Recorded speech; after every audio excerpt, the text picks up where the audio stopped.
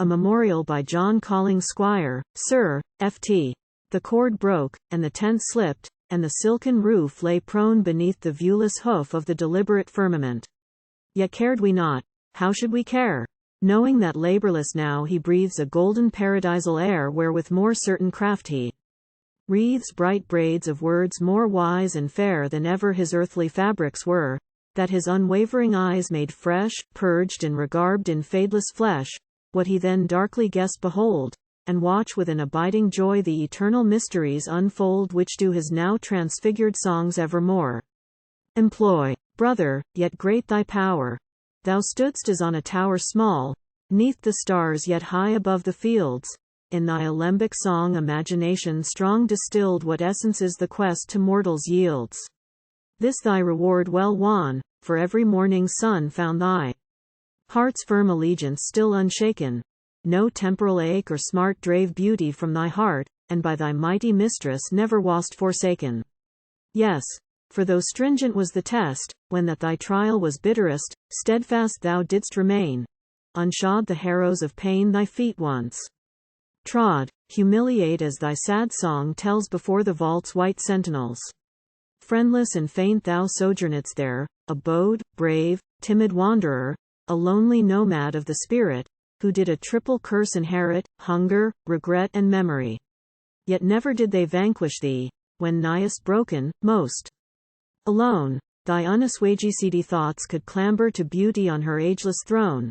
Thou wert as one in torture chamber who sees the blue through an open casement and hammers his soul to endure the time of his corporeal abasement, nor writhedst at thine or others' fault, but with grim tenderness did salt thy cicatrices with a rhyme.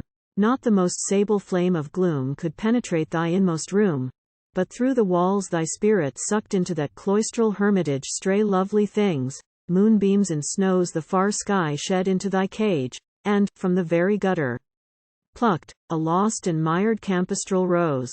Ended that purgatorial period, filled was thy wallet and thy feet were shod, the leaden weights were moved, the rack withdrawn, thou didst traverse the dewy fields of dawn, watch sunsets blazoning over upland turf, pull poppies from the frontiers of the surf, dweltst with love and human eyes vigilant, calm and wise. But still as when thy bark did ride derelict on the city's tide, as then for penury now for pride thy bodily senses were denied. Though they cried out and would not sleep, ascetic thou didst armor them lest acid pleasure should eat thine art's pure gem.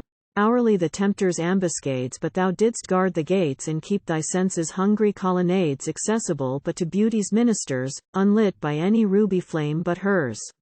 Immuring so thy spirit eager within a body frail and meager, far from the meads of earthly milk and honey, yet franchised of more wondrous territories, like those poor Bedouin of Arabia the stony who roam spare-fed and hollow-eyed but free by day to wander and by night to camp in vast serenity, compassed by God's great silent glories the sun's gold splendor and the moon's white lamp, folded and safe from harm beneath the mighty sky's protecting arm. Ha! But the Titan's ardor wherewith thou scoredest the vast, to spoil the starry larder of fruits of heavenly taste. Urania's fiercest servant, with thirst is furnace.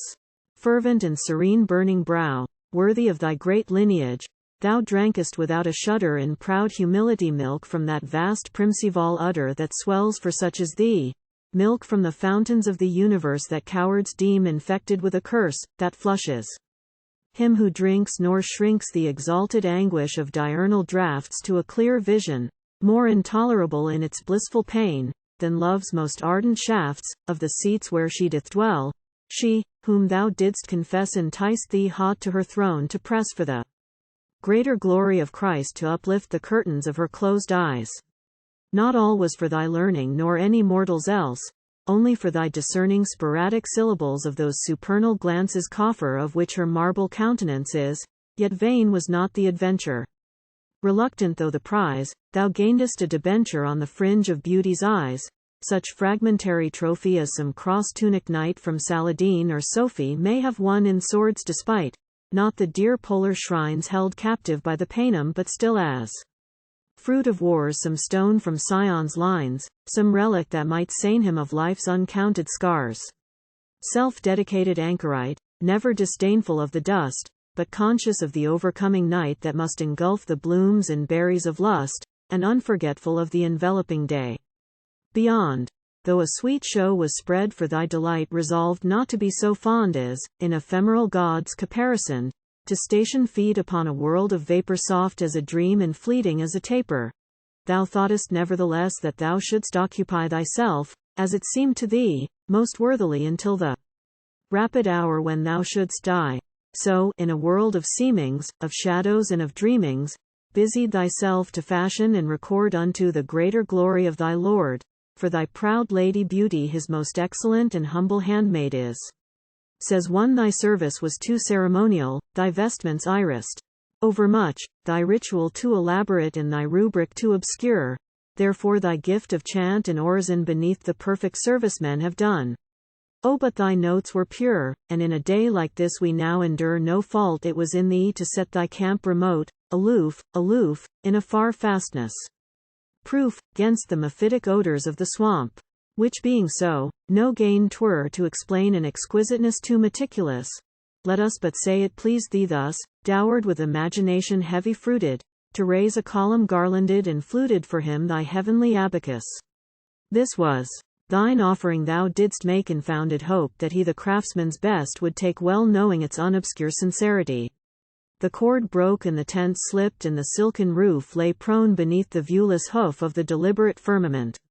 We still in this terrene abode forlorn must tread the difficult road, and all meek thanks and all belief hardly suffice to rampart grief. For gone is beauty's votary apostolic, and are her temples now delivered over to blind worms and libidinous goats that frolic in places hallowed by that celestial lover. Save only 2 or 3 with undivided minds like thee, none now remains that girds the peregrinal loin, none reverent of beauty's holy tongue, but counterfeiters of her imaged coin, iconoclasts, breakers of carven words, seekers of worthless treasure in the dung, mock mages and cacophonous charlatans, and pismire artisans laboring to make such mirrored replicas of nature's face as might the surface of a stagnant lake. Yet we should anger not, nor let that be forgot, the testament of stateliest worth he left us when he fled the earth. The mausoleum made of rhyme, fair in its unfrequented field, which shall invulnerably shield his memory to the end of time.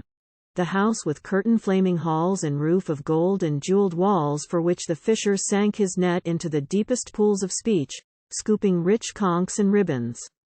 Wet that a less venturous could not reach, the hunter tracked the metaphor on many a foamy silver coast 100 leagues beyond the most fabulous Tellurian shore. Magnificent he was and mild, glad to be still and glad to speak, daring yet delicate as a child. Faithful, compassionate and holy, and, being human, strong and weak, and full of hope and melancholy.